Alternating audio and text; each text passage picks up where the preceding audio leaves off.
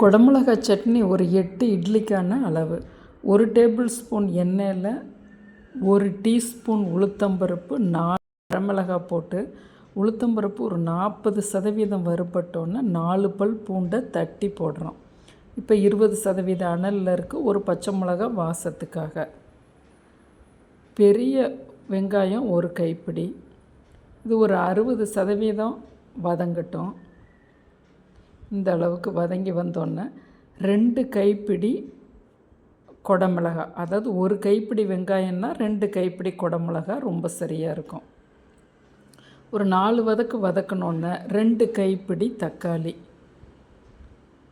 இதுக்கு கொஞ்சம் உப்பு போடும்போது நல்லா எல்லாமே மெர்ஜ் ஆகும். ஒரு சொலை புளி, ஒரு கொட்டை புளி நல்லா வதக்கி கொடுக்குறோம்.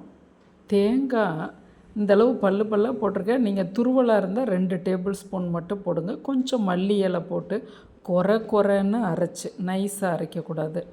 இந்த அளவுக்கு குறைன்னு அரைச்சி கடுகு, உளுந்தம்பருப்பு, கருவேப்பிலை, ஒரு வரமிளகாய் தாளித்து போட்டுடுறோம். இப்போ இட்லிக்கு நான் வைக்கிறேன். இது உங்களுக்கு தோசைக்கும் நல்லாயிருக்கும், குழிப்பணியாரத்துக்கும் நல்லாயிருக்கும், சப்பாத்திக்கும் நல்லாயிருக்கும். வெரைட்டி ரைஸ் எல்லாத்துக்குமே தயிர் சாதம், புளி சாதம், தேங்காய் சாதம் குறிப்பாக ரொம்ப அருமையாக இருக்கும்.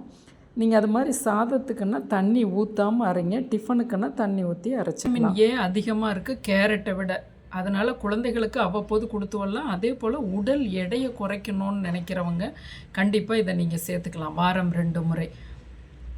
அப்போ உங்களுக்கு இது கலோரி கம்மி, வாய்க்கும் நல்ல ருசியாக இருக்கும். இதில் கொழுப்பு கிடையாது. அதனால் வேணுங்கிற அளவு நீங்கள் சாப்பிட்லாம்.